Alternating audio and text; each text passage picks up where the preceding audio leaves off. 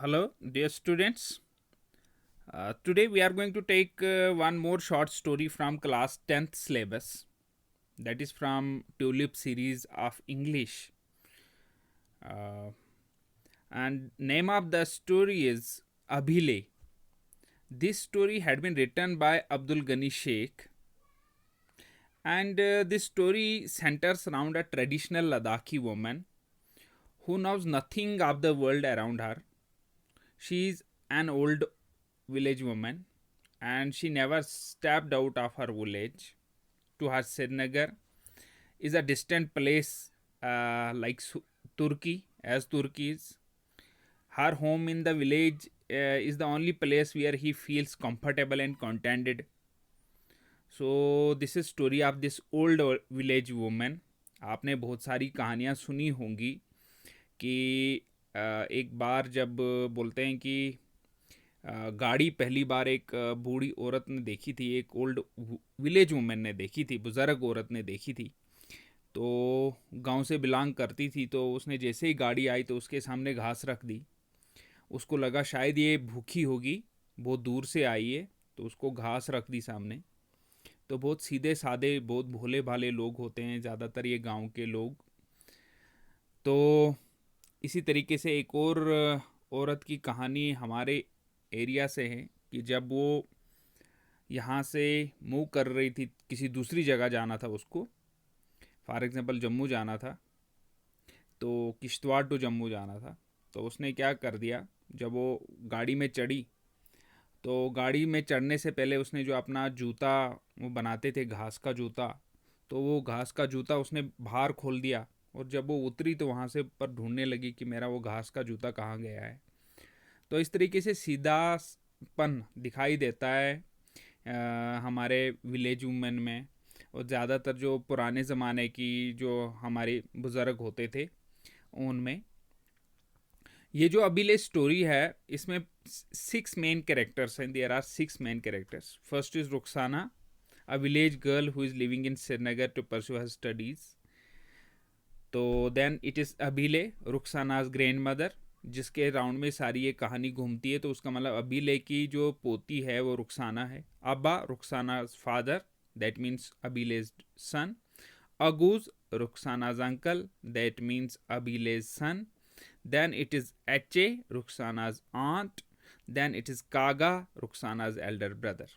तो क्योंकि ये नाम आपको कुछ आबे, अगू, काचा, डोलमा भी इसमें आएगा, तो ये ऐसे हैं क्योंकि ये लद्दाख में जो कल्चर है नाम रखने का, ये थोड़ा हमारे से थोड़ा डिफरेंट है, इसलिए उनके नाम कुछ ऐसे हैं. तो as already I said that this story rounds around this Ladakhi woman who is nothing of the world, and her she is an old village woman. तो इसके बारे में ये सारी कहानी है. And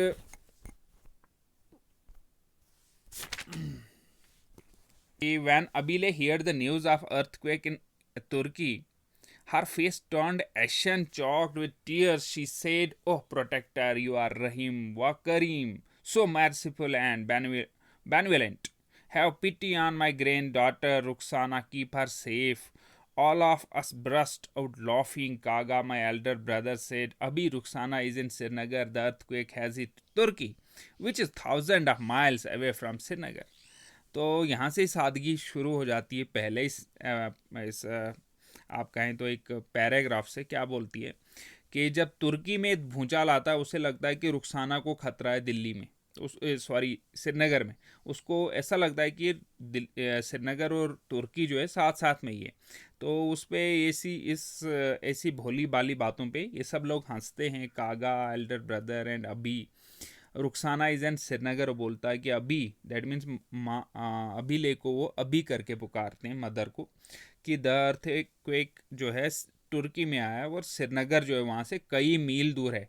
but tears rolled on Abile's sunken cheeks. It is not easy task to cajole our Abi or make her understand how can one explain that the world has nearly 200 countries and that all places are not alike our village, which its mere 40-50 houses. तो ये उसको समझाना बड़ा मुश्किल हो जाता है कि नहीं, तुर्की और श्रीनगर नज़दीक नहीं है, तो मानती नहीं है, वो रोती है कि नहीं जी रुखसाना को ख़तरा हो गया होगा वहाँ पे।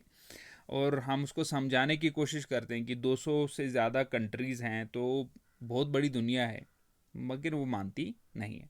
She had become increasingly apprehensive apprehensive since the evening Rukhsana departed to Srinagar. The bus in which Rukhsana was traveling had broken down near Kargil. Abile argued that if the bus had broken down, it must mean that Rukhsana had not survived. It to convince her otherwise, we had to use our eloquence to the utmost. That means कि इस time में जब ये कहानी लिखी गई तब telephone वगैरह भी नहीं थे, तो एक बार जब रुखसाना शाम को निकली श्रीनगर के लिए तो कुछ खराबी आ गई गाड़ी में, तो उन्होंने बताया कि रुखसाने की गाड़ी में खराबी थी, तो वो अबीले जो है रोना शुरू कर गई कि नहीं रुखसाना भी मर गई होगी उस गाड़ी में, क्योंकि जब गाड़ी में खराबी आ गई तो गाड़ी वो कहाँ बची होगी।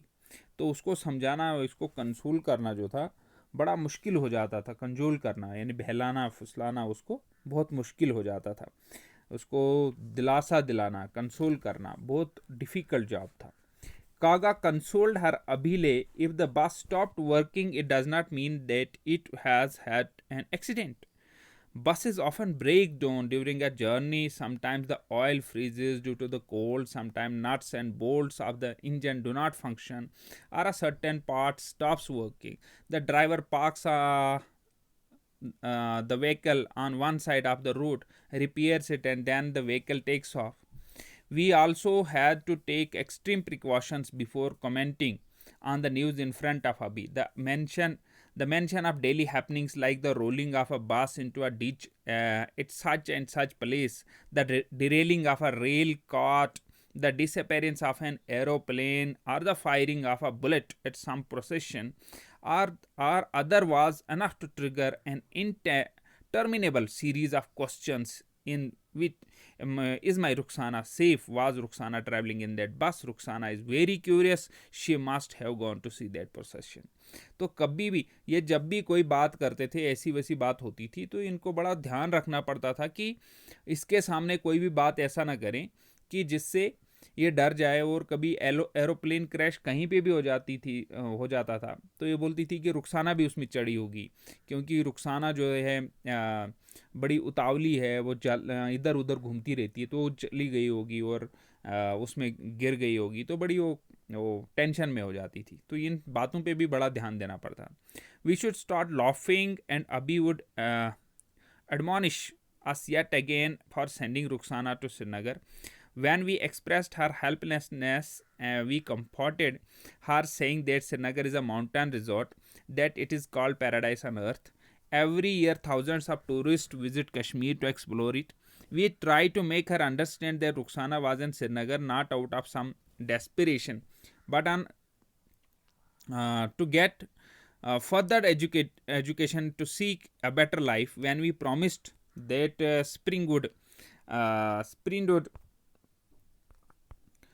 come and we will take you to the year, तो यहाँ पर सभी लोग उस पर हंसते थे और हंसने लगते थे, और रुखसाना को श्रीनगर भेजने की वजह से बड़ी वो दुखी थी कि रुखसाना को आपने क्यों भेजा है। तो वो उसको समझाते थे कि उसको एक अच्छी लाइफ वो जिएगी, अच्छी ज़िंदगी की शुरुआत करेगी, इसीलिए हमने उसको उधर भेजा है। When we promised that next spring we would take her to Srinagar too, Abhi fell silent. If we had brought up the subject of our visiting Srinagar before Rukhsana left, she would have risen in anger and pursued her mouth, declaring, I will not leave my children and grandchildren to go anywhere. तो बोलते हैं कि फिर उन्होंने उसको बोला कि ये भी समझाया कि हज़ारों सैलानी वहाँ पे आते रहते हैं। हम उसे वो समझाने की कोशिश करते रहे कि रुखसाना की मायूसकिन वजह से श्रीनगर में नहीं थी, और बल्कि वहाँ और आगे पढ़ने के लिए, वो अपनी ज़िंदगी को बेहतर बनाने के लिए वहाँ रह रही है। और जब हम इन लोगों ने इसको वादा किया कि अगली जो स्प्रिंग होगी तो उसे वो श्रीनगर लेके जाएंगे, तो वो अभी मतलब खामोश होगी तब थोड़ा बहुत इनके लिए। और अगर ये बोलते हैं कि अगर रुखसाना को जाने से पहले अबे को श्रीनगर जाने की बात कहते तो वो गुस्से में खड़ी हो जाती कि मैं कैसे अपने बच्चों को छोड़ कर उधर रुखसाना के पास के साथ जा सकती हूँ। यानी वैसे भी वो दुखी और वैसे भी। श्रीनगर aside our अभी was has not even ventured beyond a distance of 10 miles। Srinagar तो छोड़िए, अभी कभी 10 मील दूर ने गांव से भी नहीं गई थी। 2 years ago, after a gap of 8 years, she had made it to Layton for the annual Dosmachi festival held every winter to purge the town of evil. She was masked dancer and musician leading a procession from the palace through the main bazaar. She came across monks burning effigies and making cross of thread to drive harmful spirits and hungry ghosts of the old year. There was much hustle bustle, but that evening when Abilet returned home, she could only complain, "Oh dear, my head is spinning. There were so many people there that the breath was squeezed out of me. I will never go again." एक बार वो example देते हैं कि एक बार वो लद्दाख का festival होता है वहाँ पर, जहाँ पर वो इविल स्पिरिट्स को भगाने के लिए कुछ मॉस्क वगैरह लगाते हैं और मॉक्स चलते हैं और वो एफिजीज़ को भी वर्न करने वहाँ करते हैं वहाँ पर। तो पूरा लॉट ऑफ हसल बसल वहाँ पे था। तो वहाँ से जब ये वापस शाम को घर में आए तो पूरा इसके सर में, "oh dear, my head is spiny", मुझे चक्कर आ रहा है और there were many people there, मेरी सांस रुक रही थी, यानी मैं दोबारा वहाँ कभी भी नहीं जाऊँगी, यानी ऐसे ऐसे बातें वो करती थी। यानी सिर्फ एक बार जब वो वहाँ फेस्टिवल में गई थी, लद्दाख फेस्टिवल में। During those days a daughter of distant relative came to visit in our village. She lived in Delhi. Abhile did not recognize her and keep her starting at her. We stifled our daughter enjoyed ourselves thoroughly। तो क्या हुआ कि बोलते हैं कि एक relative की लड़की वहाँ पे आई थी, हम वहाँ पे रहने के लिए हमारे साथ, तो वो दिल्ली से आई थी। Finally when Abile was told that this was Dolma, she was astonished. तो उसका नाम डोलमा था, वो पहचानी नहीं अबिले उसको।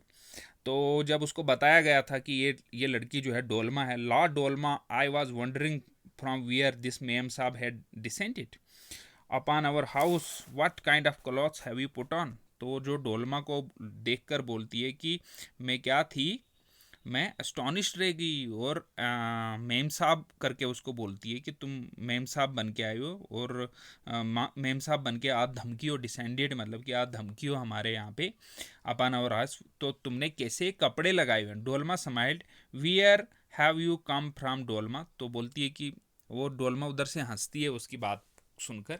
तो फिर उसको पूछती है कि तुम कहाँ से आई हो। तो वो बोलती है कि आई लिव इन दिल्ली अम्मा। तो बोला कि मैं दिल्ली में रहती हूँ। "Oh then you must meet Rukhsana every day". तो बोला फिर तो तुम रुखसाना से रोज़ मिलती होंगी। "अम्मा, Delhi is very fair from Srinagar, have you never met Rukhsana". Abile sighed in disappointment. तो इसने बोला कि नहीं, दिल्ली तो बहुत दूर है रुखसाना से, श्रीनगर से। तो अबीले यहाँ पे भी दुखी हो जाती है कि क्या तुम रुखसाना से मिली नहीं, मेरी रुखसाना से मिले नहीं। "I spent 2 days in Srinagar on my way here, I try to meet Rukhsana but could not locate her house अम्मा"।